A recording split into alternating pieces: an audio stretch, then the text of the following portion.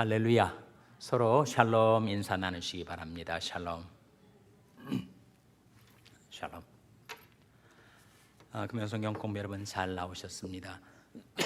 지난 주간엔 붕해가 있었고 그 전주에 우리 암송 구절을 정했었죠. 뭐였습니까? 디모데후서 3장 16절이었습니다. 같이 낭송하겠습니다. 시작. 디모데후서 3장 16절 말씀. 모든 성경은 하나님의 감동으로 된 것으로 교훈과 책망과 바르게 함과 의로 교육하기에 유익하니. 디모데후서 3장 16절 말씀. 함송들 잘 하셨습니다. 다시 한번 하겠습니다. 시작. 디모데후서 3장 16절 말씀. 모든 성경은 하나님의 감동으로 된 것으로 교훈과 책망과 바르게 함과 의로 교육하기에 유익하니. 디모데후서 3장 16절 말씀. 아멘. 이 말씀 읽고 암송하시면서 은혜 받으셨죠? 성경의 효능 4가지가 나옵니다. 무엇과 무엇입니까? 교훈과 책망과 바르게 함과 의로 교육함. 우리는 결국 인생의 길을 걸어가는 사람들인데 세상에는 많은 길들이 있어요. 어떤 길은 사람이 보기에 바르나 필경은 사망길이 있습니다. 그리고 사망길은 아니라 하더라도 우리가 하나님의 백성답게 살아가는 인생의 길들이 우리에게 있는데 그 길을 우리가 잘 모르고 살아왔었죠. 근데 성경은 우리에게 그 길이 어디에 있는가, 그 길을 우리에게 보여줍니다.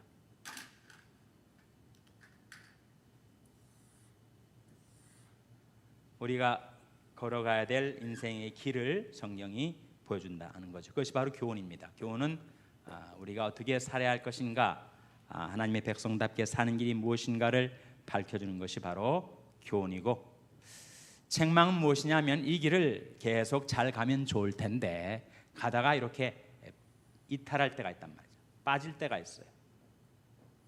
잘못된 길로 빠져들어서 시험에 들고 또 실족할 때가 있단 말이죠.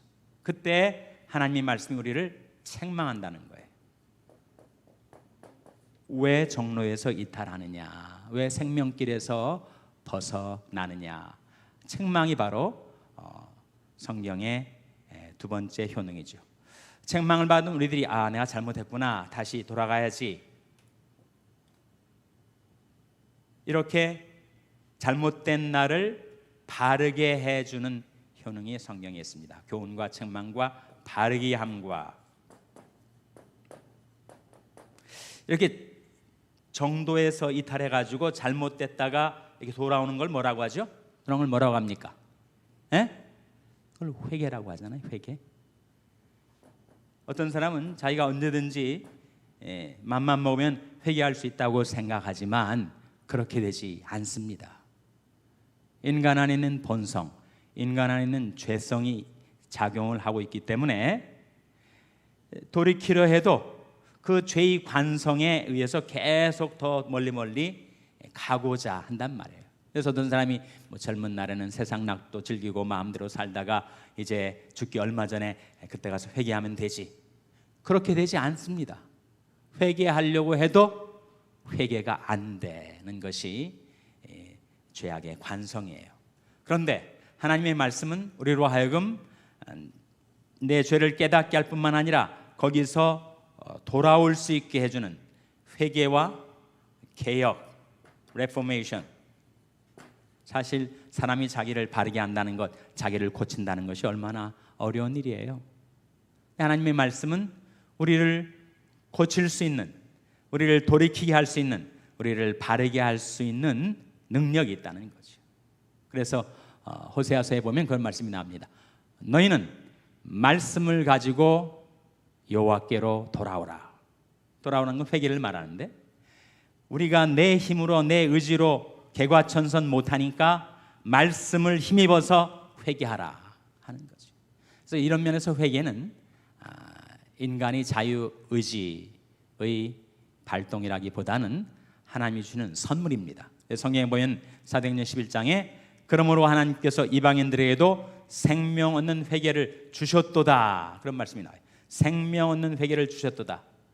회개는 생명을 우리에게 가져다 주는 것인데, 회개 자체를 인간이 하는 것이 아니라 하나님이 주시는 선물로 묘사하고 있는데, 그 이유는 바로 이것 때문입니다. 내 의지로, 내 선택으로 언제든지 임의로 자의적으로 회개할 수 있게 되는 것이 아니라, 죄의 관성 때문에 회개하고 싶어도 회개하지 못한 채 계속 멀어지는 우리 인생을 이렇게 하나님께로 돌아오게 해줄 수 있는 효능이 말씀에 있다. 말씀을 힘입어서 우리가 회개하는 거예요. 그리고 네 번째가 뭐였습니까? 의로 교육하기에 유익하다. 이 교육이라는 말에 트레이닝, 연단, 훈련 그런 뜻이 있습니다. 그래서 내가 인생을 살아봤더니 이렇게 죄의 길에서 시달리고 사망길에서 헤매는 내 인생이 너무 고달프고 비참해서 이제는 다시 찾은 이 생명의 길에서 내가 이탈하지 않고 계속 꾸준히 정진하겠다. 그것이 바로 말씀이 우리를 의로 교육해 주는 거죠. 우리를 훈련시켜 주는 겁니다. 성경이 중요한 개념으로 연단이라고 합니다. 연단. 그 말씀이 그를 단련하였도다. 요셉에 대한 이야기가 나오는데, 말씀이 우리를 단련시키는 거예요. 그래서 예전보다는 주님을 섬기면서 우리 신앙생활의 시행착오의 과정을 거치면서, 예전에는 정말 좌로나 우로나 치우치기 잘하고 삐딱삐딱 왔다 갔다 우왕좌왕 하며 살았던 내가 많이 이 과정을 겪으면서 이제는 예전처럼 획가닥 하지 않고 조금 잘못됐다가도 금방 돌이켜서 이 길로 갈 수 있도록 우리를 훈련시키시고 연단시키시고 교육시키신다. 말씀이 가져다주는 네 가지 효능이죠. 이것을 경험을 하고 있지 않습니까? 성경 말씀을 통해서 내가 이렇게 살아야지, 이런 길로 가야지 교훈을 받고, 내가 여기서 잘못됐구나, 빗나갔구나 책망을 받고, 그리고 그 말씀의 힘을 힘입어서 나를 바르게 하고 개혁하고 회개하고, 그리고 계속 그 길로 정진하고 매진할 수 있도록 우리를 훈련시키는 그런 효능이 말씀에 있습니다.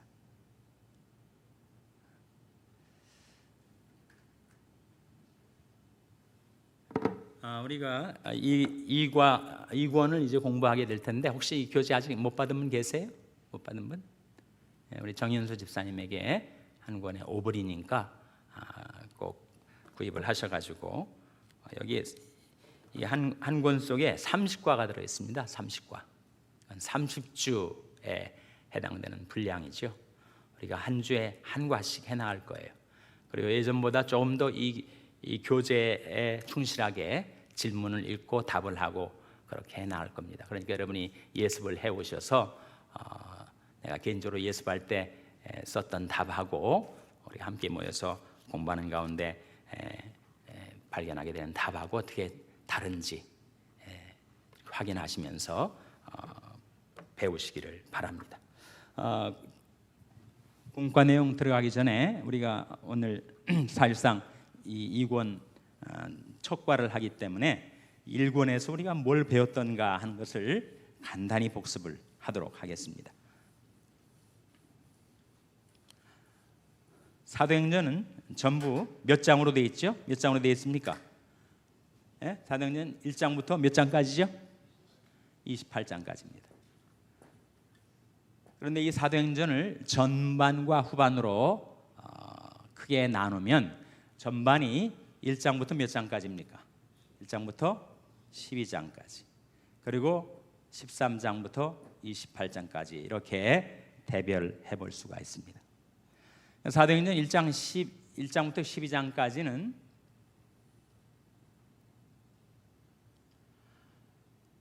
이 사도행전 전체의 주제절이 있죠. 사도행전 전체를 파노라마처럼 압축적으로 보여주는 사도행전 전체의 주제절이 있습니다. 그것이 뭡니까? 사도행전 1장 8절이었죠. 오직 성령이 너에게 임하시면 너희가 권능을 받고, 내 지역, 내 구역이 나오는데 뭡니까? 예루살렘과 그 다음에 온 유대와 그 다음에 사마리아와 그 다음에 땅끝까지 이르러 내 증인이 되리라. 사도행전 1장 8절의 이 요절, 주제절처럼 사도행전 전장은 이 복음이 확산, 예루살렘으로부터 땅끝까지 복음이 어떻게 확산되어 나가는가 하는 것을 보여주는 책이죠. 그래서 초대 교회 삽니다. 사도행전이라는 이름의 뜻은 뭐라고 했죠? 사도행전은 사도들이 행동한 것을, 행한 것을 기록 전달해 주는 책이다. 그래서 영어로는 사도행전을 뭐라고 합니까? 영어로는 사도행전을 The Acts of the Apostles라고 하죠. The Acts of the Apostles. Acts는 말 그대로 행동들입니다. 사도들이 행함들, 그것을 기록해 준 책이다 하는 겁니다.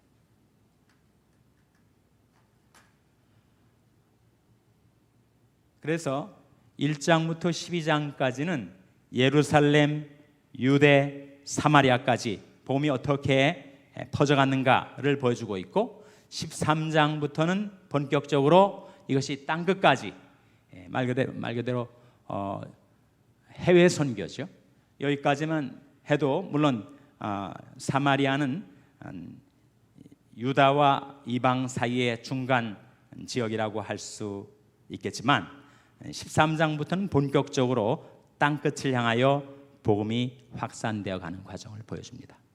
그런 면에서 사도행전 전체의 주제절이 무엇인가, 그리고 사도행전을 대별해 볼 때 13장부터 본격적으로 이제 복음이 전파되기 시작하는데, 이 복음 전파의 주역 두 사람이 오늘 본문에도 나옵니다만 누구와 누구였습니까? 물론 이 앞 시대에는 베드로가 중요한 인물이었고, 이 사도행전 13장부터는 바울과 또 한 사람 누구예요? 바나바.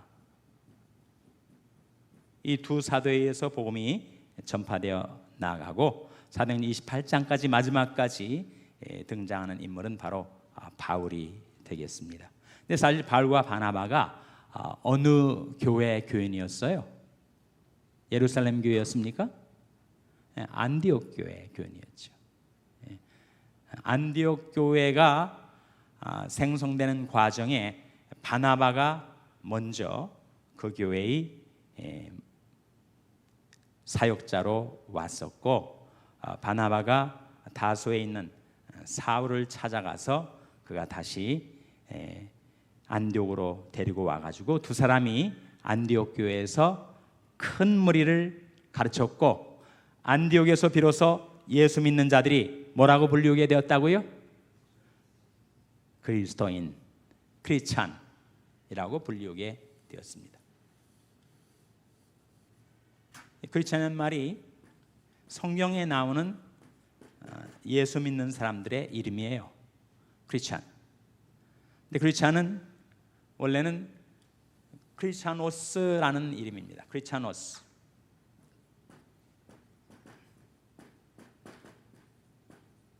이 노스라는, 이 오스라는 전미사가 소유를 말해, 누구누구의 것이란 뜻입니다.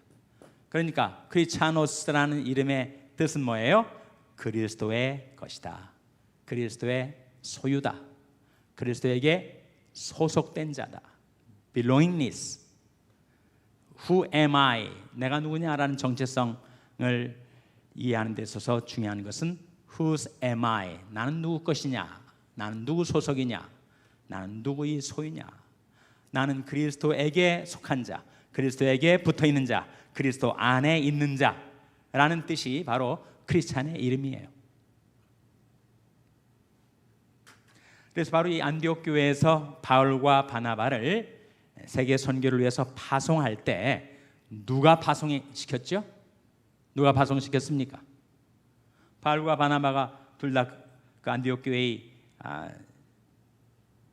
주 교역자들인데, 이 사람들을 누가 파송시킨 거예요? 주를 섬겨 금식할 때 성령이 그들에게 내가 불러시키는 일을 위하여 바나바와 사울을 따로 세우라. 누가 하신 말씀이라고요? 성령이 하신 거예요. 성령이 지시하셔가지고 바울과 바나바가 세계 선교의 사도가 되죠. 그래서 사도행전, 사도들의 행함인데 사실은 그 배후에 성령이 행하신 거다 해서 사도행전의 별칭으로 성령행전이라고 합니다. 성령의 행하심이 기록되어 있는 책이죠. 그래서 이제 바울과 바나바가 안디옥 교회에서 파송을 받았는데 사실은 성령으로부터 파송을 받아서 이제 지중해 연안 이스라엘 땅에서는 서쪽을 향하여 출범을 합니다.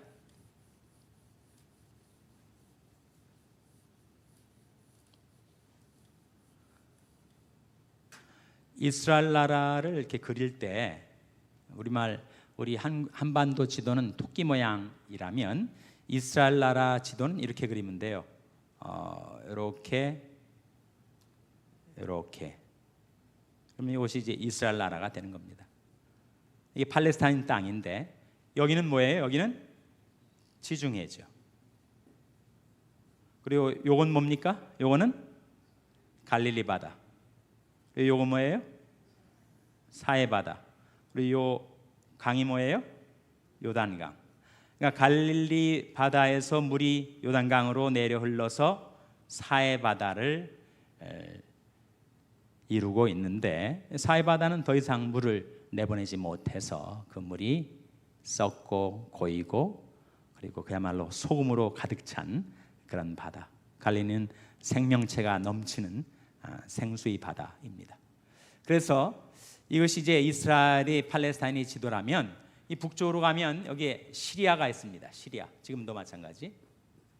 그리고 이렇게 돼 있는 이것이 지중해고 이 위쪽으로는 소위 흑해라는 게 있고 그리고 여기에 이제 터키가 있는데 지금으로 말하면 여기가 터키란 말이죠. 근데 사도 바울이 지금 사도행전 13장에서 1차 선교행을 떠나게 되는데 1차부터 몇 차까지 선교행을 하죠? 사도 바울이 3차까지. 사도행전 1장은 지금 1차 처음 사도 바울이 안디옥 교회에서 파송을 받아가지고 가서 복음을 전하는데 오늘 이 본문 말씀은 비시디아 안디옥이라는 지점에서 비시디아 안디옥 지명이 이렇게 나올 때 처음에 좀 익숙지 않더라도 들어두세요. 반복되니까 금방 익숙해지실 겁니다. 왜 이름이 이렇게 긴가? 비시디아 안디옥은 또 뭐냐? 그것은 시리아 안디옥과 구별하기 위해서 시리아 안디옥이 있었습니다. 바로 이 바울과 바나바가 파송을 받은 시리아의 로마 제국 전체에서 제3대 도시였던 안디옥이 있었는데 이 안디옥은 시리아에 있는 안디옥이고 지금 사도행전 13장에서 복음을 전하는 것은 지금의 터키에 있는 갈라디아 지역의 터키에 있는 안디옥이라고 해서 그 안디옥이라는 도성의 주변 지역을 비시디아라고 해가지고 이 시리아 안디옥과 구별하기 위해서 비시디아 안디옥이 나오고 있습니다. 그래서 오늘 본문 말씀이 지금 펼쳐지는 지명은 바로 비시디아 안디옥에 이르렀을 때 그때 회당에 들어간 바울이 복음을 전했고 그 결과로 거기에 살던 사람들이 어떻게 반응을 보였는가 그걸 보여주는 것이 오늘 이 본문의 내용입니다.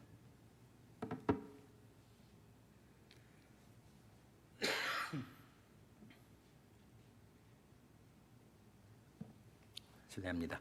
자, 그러면 오늘 본문 말씀을 먼저 한번 읽겠습니다. 사도행전 13장 42절에서 52절.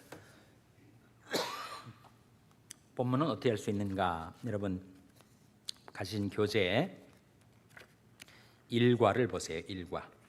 사실은 30과죠. 우리가 1권에서 29과까지 봤기 때문에 30과인데 30과를 펼쳐보시면 본문이 나와요. 본문이 어디로 나옵니까? 사도행전 13장 42절에서 52절로 나오고 있습니다. 레슨 30 전도자에게 고난과 능력을 주시다. 거기 한번 펼쳐보세요. 페이지가 나와 있질 않는데 9페이지인 셈입니다. 9페이지 찾아보세요. 9페이지. 9페이지 레슨 30 해서 제목이 뭐예요? 전도자에게 고난과 능력을 주시다 해서 사도행전 13장 42절에서 50절, 이것이 매 주마다 정해지는 본문이 되겠습니다. 우리 가지고 있는 지금 공과에 나와 있는 것은 개역 개정이고 우리 성경 가지고 있는 개역 성경으로 한번 교독을 하겠습니다. 사도행전 13장 42절 찾으셨죠? 교독을 하겠습니다. 저희가 나갈새 사람들이 청하되 다음 안식일에도 이 말씀을 하라 하더라. 배한 후에 유대인과 유대교에 입교한 경건한 사람들이 많이 바울과 바나바를 좇으니 두 사도가 더불어 말하고 항상 하나님이 은혜 가운데 있으라 권하니라.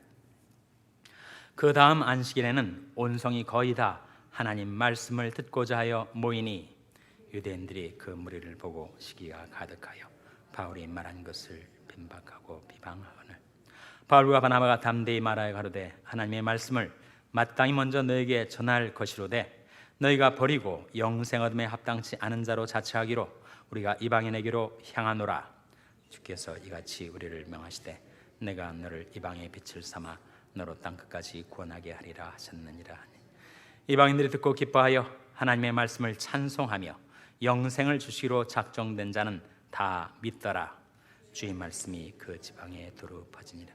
이에 유대인들이 경건한 기부인들과 그 성내 유력자들을 선동하여 바울과 바나바를 핍박해 하여 그 증에서 쫓아내니 두 사람이 죄를 향하여 발에 티끌을 떨어버리고 이곤이온으로 강을. 다 같이 읽으시겠습니다. 제자들은 기쁨과 성령이 충만하니라. 이것이 본문입니다. 자, 질문 하나씩 다뤄 나가도록 하겠습니다. 여러분 가신 교재 11페이지 봐주세요. 11페이지. 1번 바울이 설교를 마치자 회중은 그에게 무엇을 요청했는가? 뭘 요청했죠? 42절에 다음 안식일에도 이 말씀을 하라고 요청을 했습니다. 질문에 대해서 참고 구절을 보시고 그 본문의 내용을 잘 읽으시면 쉽게 답을 발견하실 수가 있습니다. 2번 바울이 전한 복음의 능력이 얼마나 대단했는가를 43절, 44절을 가지고 말하라. 먼저 43절, 44절 다시 한번 같이 읽겠습니다. 시작. 배한 후에 유대인과 유대교에 입교한 경건한 사람들이 많이 바울과 바나바를 쫓으니 두 사도가 더불어 말하고 항상 하나님의 은혜 가운데 있으라 권하니라. 그 다음 안식일에는 온 성이 거의 다 하나님 말씀을 듣고자 하여 모이니. 이 두 구절을 통해서 질문에 한번 답을 해보세요. 바울이 전한 복음의 능력이 얼마나 대단했습니까? 유대인과 유대교에 입교한 경건한 사람들이 많이 믿었다. 회당에 들어가서 한 번 설교한 건데, 한 번 말씀을 전파한 건데, 그렇게 유대인들 또 유대교에 입교한 경건한 사람들, 이 유대교에 입교한 경건한 사람들이 누굽니까? 그것은 소위 유대교는 종교이면서 동시에 혈통, 유대인들의 혈통을 가지고 있는데 유대인이 아닌 다른 이방인, 이를테면 헬라인이나 로마인 중에서 유대교로 들어오는 사람들이 있었다는 거예요. 영어로는 그것을 proselyte라고 합니다. proselyte.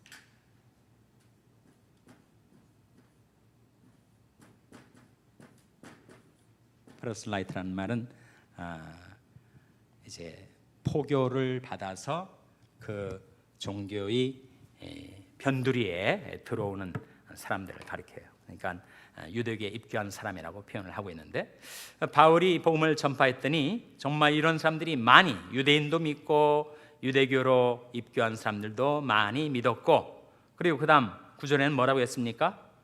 온 성이 하나님의 말씀을 듣고자 모였으니 그 말씀 전파의 반향이 얼마나 컸던가를 보여주고 있죠. 자, 1번에 대해서 더 질문 있습니까? 3번 넘어가도 될까요? 3번, 당신은 최근에 복음의 능력을 새삼스럽게 체험한 일이 있는가? 설교를 듣는 중에, 전도를 하는 중에, 혹은 선교에 관한 독서를 하는 중에 예수의 이름이 정말 대단하다고 느낀 일이 있으면 말하라. 그리고 이러한 은혜를 수시로 얻기 위해 당신이 각별히 계획하고 실천하는 일이 있으면 말해보라. 이건 제가 대답하는 게 아니라 여러분이 말해보셔야 되죠. 말해보라 했으니까 여러분이 대답을 하셔야 됩니다. 최근에 복음의 능력을 새삼스럽게 체험한 일이 있습니까? 송명희 권사님, 새삼스럽게 체험한 일이 있어요? 강풍호 장로님, 복음의 능력을 새삼스럽게 체험한 일이 최근에 좀 있습니까?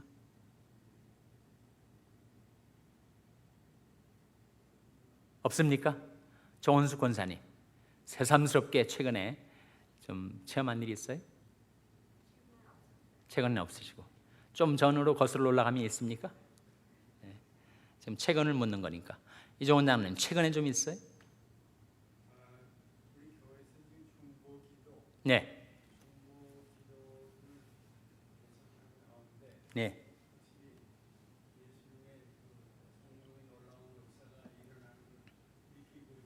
기고 계십니까? 네, 네, 네, 그러시군요. 네, 네, 복음의 능력. 저는 최근에 복음의 능력을 경험한 것은 이번 가을봉에 강사로 오셨던 장경철 목사님을 보면서 참 복음의 능력이 대단하구나 이렇게 느꼈어요. 그분이 원래 대학 시절에 염세주의자였습니다. 사람이 이렇게 밝아졌어요. 아주 밝아지고, 그리고 명랑하고, 그리고 기쁨이 넘치는 그런 사람으로 변화되었어요. 세상을 비관하고 염세주의에 빠졌던 사람이 어떻게 이렇게 달라질 수 있는가? 복음의 능력이죠. 이분이 아주 따지기를 좋아하는 사람, 아주 시시비비를 가리기를 좋아하는 논쟁적이고 사변적인 사람이었는데, 그것을 하나님께서 쓰셔가지고 불신자들에게 복음을 전하면서 그들의 입장에서 사고를 대변해주고 거기에 복음의 진리를 전파하는 그러한 능력 있는 전도자로 바뀐 것, 제가 지켜보면서 야, 복음의 능력이 대단하구나, 사람이 이렇게 달라지는구나, 그걸 좀 새삼 느낀 적이 있습니다. 여러분도 잘 생각해 보시면 최근에 복음의 능력이 이렇게 사람을 변화시킬 수 있는 것이구나, 그것을 기억하실 수 있을 거예요.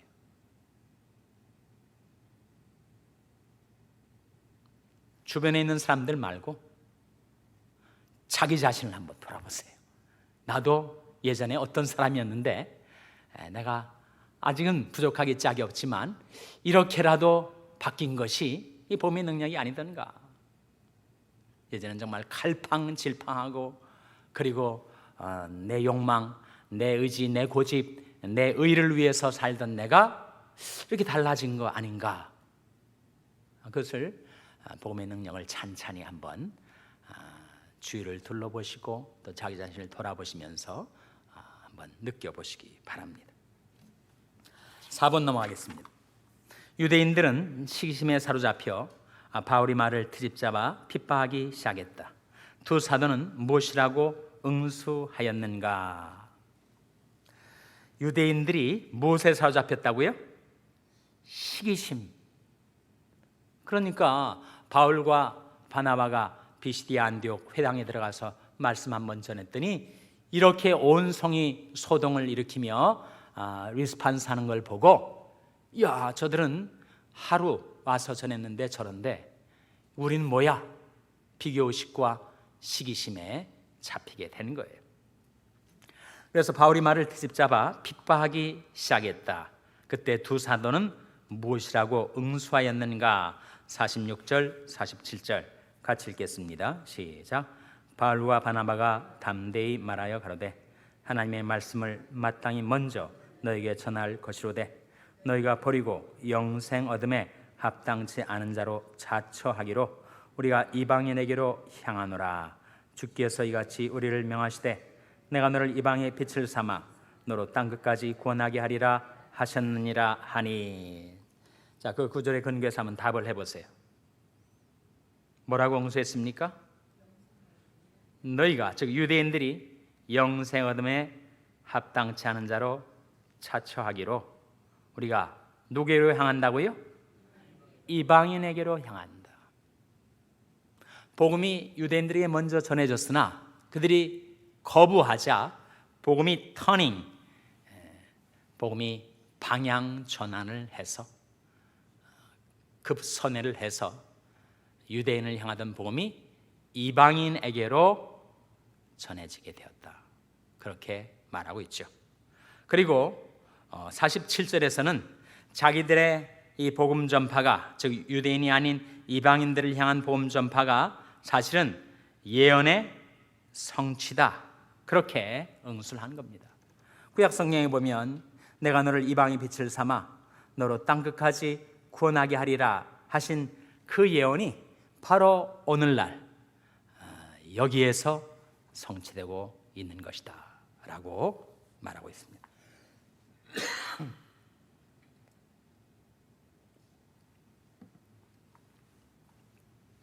5번 넘어가도 되겠죠? 48절을 주의 있게 살펴보라. 좀 색다르게 느껴지는 말씀이 있다. 그것은 무엇인가? 그리고 왜 이렇게 말씀하셨다고 생각하는가? 48절 한번 읽겠습니다. 시작. 이방인들이 듣고 기뻐하여 하나님의 말씀을 찬송하며 영생을 주시기로 작정된 자는 다 믿더라. 좀 색다르게 느껴지는 게 뭡니까? 색다르게 느껴지는 게 없어요? 네. 영생을 주시기로 작정된 자는 다 믿더라. 이게 좀 색다르죠. 사람들이 복음 듣고 자기 의지로 선택을 해서 믿거나 안 믿거나 되는 것이 아니었고, 영생을 주시기로 작정된 자는 다 믿더라. 그것이 색다릅니다.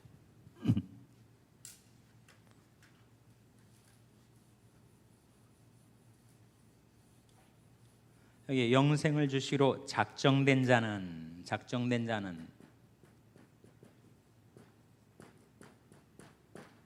영어 성경을 여러 버전을 제가 봤더니 appointed, 물론 이것은 과거형이 아니라 과거 분사형입니다. past participle, 지명된 자 이런 뜻이죠. 지명된 자. 또 다른 성경에는 ordained, 그것은 작정된 자. 또 한 번역이 있습니다. destined. 이게 무슨 뜻이에요? 그렇게 되기로 운명 지어진 자.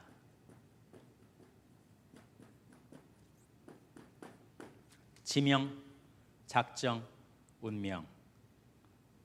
결국은 뭘 가리킵니까? 이것은 바로 예정론이죠. 예정론. 내가 복음을 듣고 내가 믿을까 말까, 내 자유의지의 선택, 내 자유의지의 행사로 믿게 되는 것인데, 우리가 알지 못하는 내 영역 밖의 영적인 영역, 하나님의 영역 속에서 하나님의 지명, 부르셔서 어포인트 한다는 거죠. 하나님의 ordain, 작정, 하나님의 destiny, 운명이 예정이 돼 있다 하는 거죠. 예정이 돼. 예정론과 자유의지는 양립될 수 없는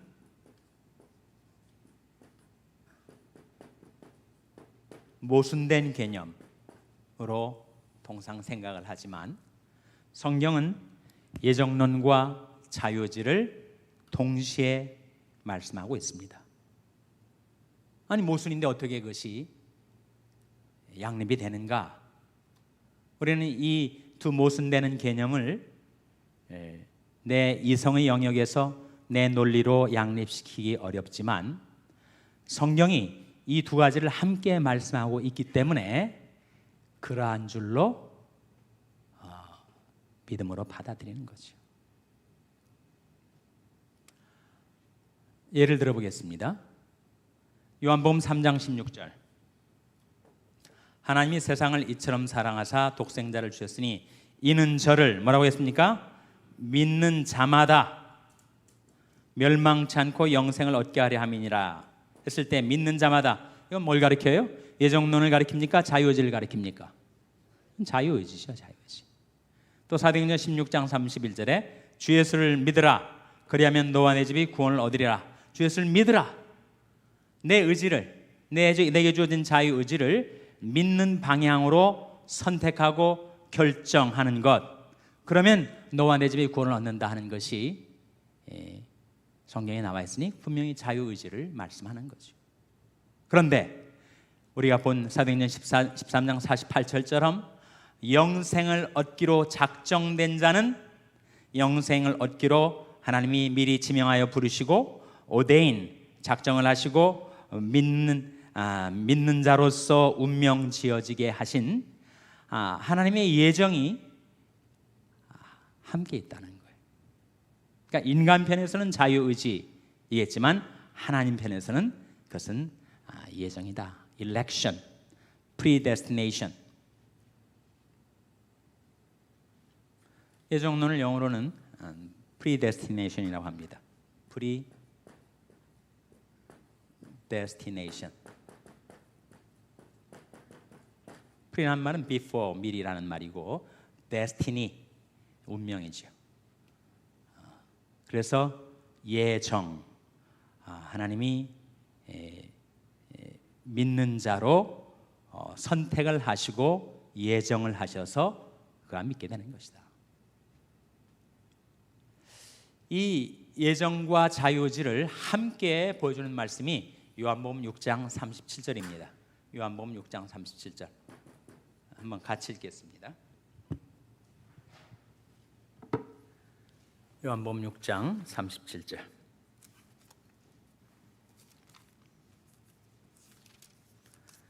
요한복음 6장 37절 말씀 같이 읽겠습니다. 찾으셨죠? 같이 읽습니다. 시작. 아버지께서 내게 주시는 자는 다 내게로 올 것이요 내게 오는 자는 내가 결코 내어 쫓지 아니하리라. 여기에 아버지께서 내게 주시는 자, 이게 뭡니까? 예정이죠. 다 내게로 올 것이요, 자유의지죠. 내게 오는 자를 내가 결코 내어 쫓지 아니하리라 했을 때 사람이 자기 의지를 사용해서 예수께로 오기로 결정을 했지만 우리가 알지 못하는 하나님의 영역, 영적인 영역에서는 그것은 하나님께서 우리를 예정하셨다는 거예요. 선택하셨다는 거예요. 이 두 가지가 어떻게 양립이 되는가? 신앙과 경건이 차원에서는 그것이 양립이 된다는 거죠.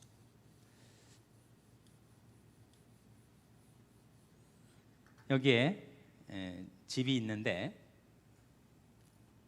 문이 있어요.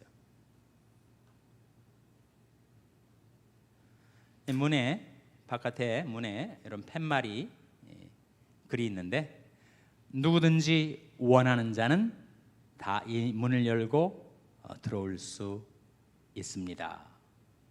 근데 그 팻말을 보고 그냥 지나치는 사람도 많은데 누군가가 그 팻말을 보고 들어갔단 말이에요. 들어가서 문 뒤에 써 있는 걸 봤더니 당신은 이 안으로 들어오기로 예정되었습니다. 이렇게 써 있다는 거예요. 그것이 예정과 자유의지 관계를 보여주는 한 비유입니다. 그러니까 우리는 그 안에 들어가기 전에, 그리스도 안에 들어가기 전에는 알지 못해요. 내가 예정됐는지 안 됐는지. 나는 다만 복음을 듣고 믿기로 결정을 했는데 들어와 보니 그리스도 안에서 내가 구원받기로 예수 믿기로 예정되었구나라는 것을 그 다음에 깨닫게 된다. 그럼 그렇지 않습니까? 예수 믿기 전에 이거 전혀 알 수가 없었죠. 예수를 믿고 나서 내가 그리스도 안에 들어와 보니까 하나님이 내가 태어나기 전에 나를 아셨고, 그리고 성경 말씀 에베소 1장 4절에 창세전에 우리를 택정하셨다, 예정하셨다라고 말씀하고 있는데, 그것은 우리가 그리스도 안에 들어온 다음에 뒤늦게 깨닫게 된 진리죠.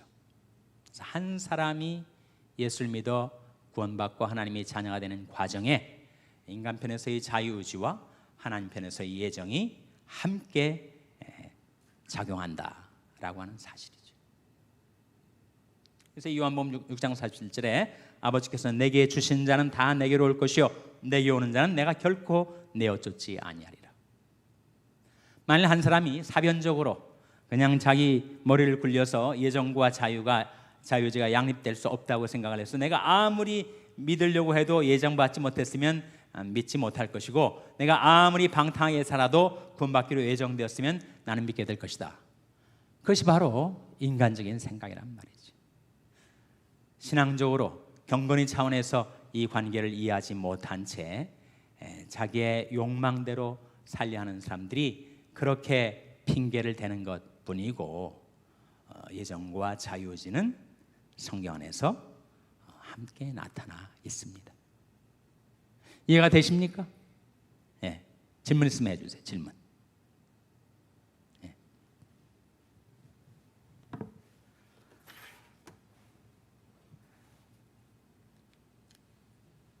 6번 넘어가겠습니다. 복음의 위력은 먼저 듣고 믿은 자들이 전하는 데서 나타난다. 들은 자는 입을 다물고 가만히 앉아있지 못한다. 전하고 싶고 말하고 싶은 충동을 억누를 수 없기 때문이다. 바울의 말을 들은 안디옥 사람들이 바로 그런 충동에 휩싸였었다. 그들의 입을 아무도 틀어 막을 수가 없었다. 그 결과 어떤 일이 벌어지고 있는가? 49절 같이 읽겠습니다. 49절 말씀 시작. 주의 말씀이 그 지방에 두루 퍼지니라. 누구를 통해서 퍼진 거예요? 영생을 주시로 작정되는 자는 다 믿었던 그 안디옥 지역의 사람들을 통해서 그 지방에 복음이 퍼지게 되었다는 거예요. 참고 5절 사도행전 4장 20절은 우리는 보고 들은 것을 말하지 아니할 수 없다 하는 말씀입니다. 그래서 우리가 전도를 하게 되는 것은 마지못해서 또 전도를 해야만 한다는 당위 때문이 아니라 내가 만난 예수, 나를 변화시킨 주님을 내가 증거하고 싶어하기 때문이라 하는 거죠. 7번, 왜 예수를 믿은 지 오래되면 될수록 예수를 전하고 싶은 신선한 충동이 약해지는 것일까? 심한 경우 예수를 이야기하는 것 자체를 부끄러워하거나 피하게 되는 것을 보게 된다. 그 이유가 어디에 있다고 생각하는가? 처음 예수 믿은 다음에는 정말 전도하고 싶은 마음이 막 일어났었어요. 그런데 세월이 지나면서 점점 그 마음이 식어지는 것을 보게 되죠. 왜 그럴까요? 그 이유가 어디에 있을 것 같습니까?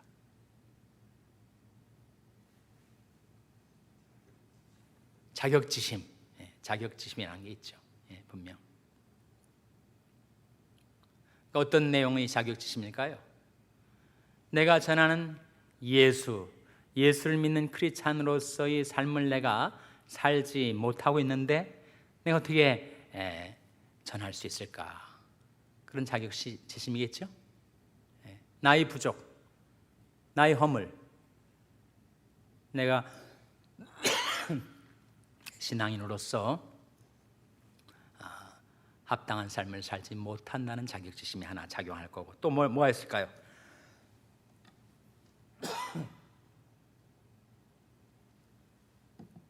또 하나는 예수를 믿은 지 오래되면서 사람이 타성에 젖어가지고 예수님과의 만남, 예수님의 이름에 능력, 예수님의 이름의 그 영광의 신선한 감동을 우리가 점차로 잊어버리게 되기 때문이에요.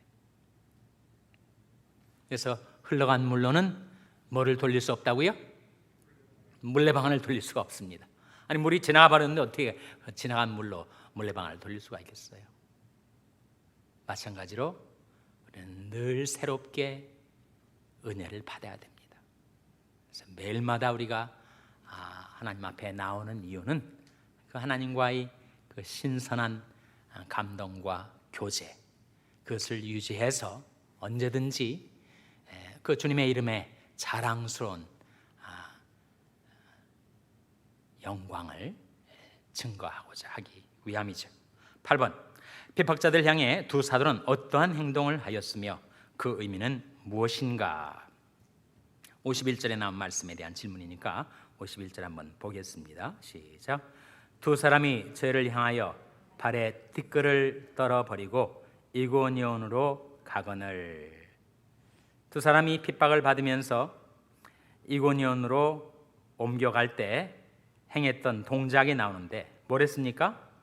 발에 티끌을 떨어버렸습니다.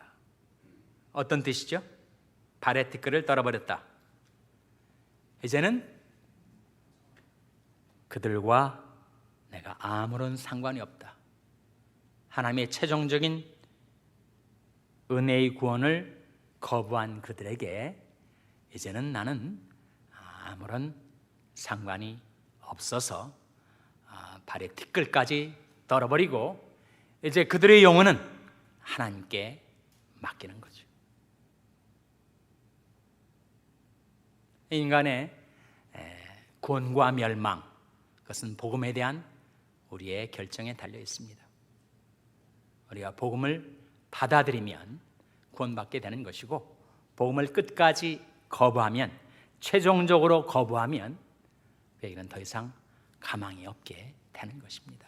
사도 바울과 바나바가 정말 성령의 능력 가운데 확실한 복음을 그들에게 전했는데도 그것을 거부하고 거역했을 때 이제는 더 이상 당신들에 대해서 우리는 아무런 상관할 바가 없고, 다만 그 결과는 자성자박이니까, 자업자득이니까 하나님께 맡긴다, 그런 심정으로 그런 동작을 했을 겁니다. 9번, 두 사도는 쫓겨났지만 그들을 통해 예수를 믿게 된 어린 신자들은 기쁨과 성령이 충만했다고 한다. 어떻게 이런 일이 일어났다고 보는가? 먼저 이 질문은 오늘 본문의 52절에 대한 질문입니다. 52절 말씀을 먼저 한번 읽겠습니다. 52절 말씀 시작. 제자들은 기쁨과 성령이 충만하니라. 질문에 대해서 한번 답해 보세요. 아니, 지금 자기들이 함께 살고 있었던 지역 사람들에게 핍박을 받고 있는데 그들이 어떻게 기쁨이 충만할 수가 있었는가? 그 기쁨의 이유, 그 기쁨의 근거가 뭐죠? 자기들이 무엇을 얻었기 때문입니까? 영생을 얻었기 때문에, 죄 용서를 받았기 때문에, 내가 크리스찬이 되었기 때문에, 그들이 성령을 받았기 때문에. 성령에서 오직 너에게 성령이 임하시면 너희가 권능을 받고, 성령을 받으면 우리가 분명히 권능을 받습니다. 그런데 성령을 받으면 우리가 또 기쁨을 얻어요. 성령은 무한한 능력이시며 동시에 완전한 인격이신데, 기쁨은 인격의 특성이죠. 인격의 영역입니다. 성경에서 성령을 가리켜서 성령의 사랑이라는 말씀도 나오고 성령의 기쁨이라는 말씀도 나옵니다. 성령이 혹자처럼 물량으로 생각한다면 물량에 물체에 무슨 기쁨이 있겠어요? 사랑이 있겠습니까? 성령의 사랑이 어디 나오는가? 로마서 15장 30절에 나옵니다. 성령의 기쁨이 어디에 나오는가? 데살로니가전서 1장 6절에 나와요. 이 말씀만 찾아보시기 바랍니다. 데살로니가전서 1장 6절.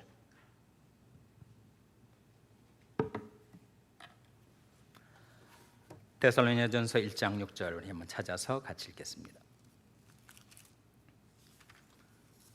데살로니가전서 1장 6절입니다. 찾으셨어요?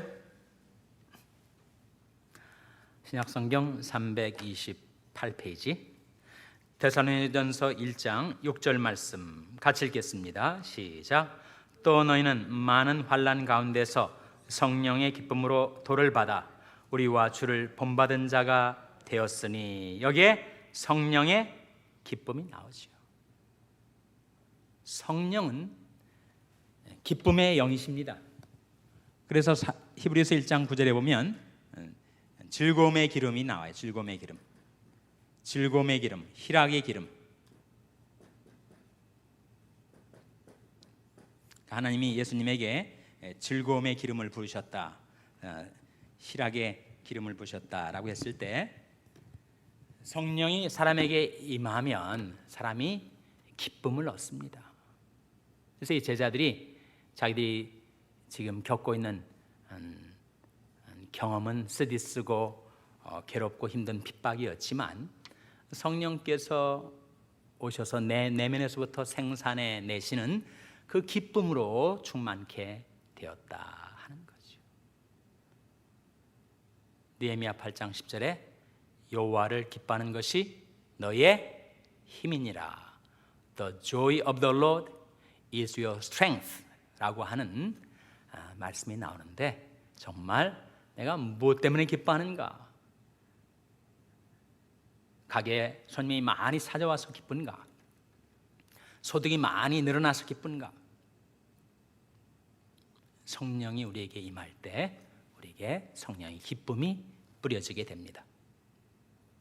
그래서 이 제자들이 삶의 환경과 조건에 의해서 좌우되지 않고 성령이 주는 기쁨을 가지고 살았다 하는 내용이 나오고 있습니다. 이것으로서 이제 질문 다 우리가 봤습니다. 살펴봤어요. 전체적으로 질문 있으면 해주시기 바랍니다.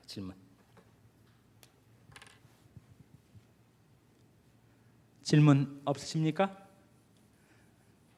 다음 주 암송 구절은 사도행전 13장 48절입니다.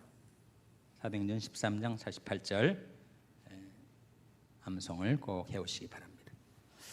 더 나누실 말씀 없어요? 질문 없으시죠? 그러면 기도하고 마치겠습니다. 우리 1분간 우리 말씀 생각하시면서 적용을 위한 기도하시고 제가 마무리 기도하도록 하겠습니다.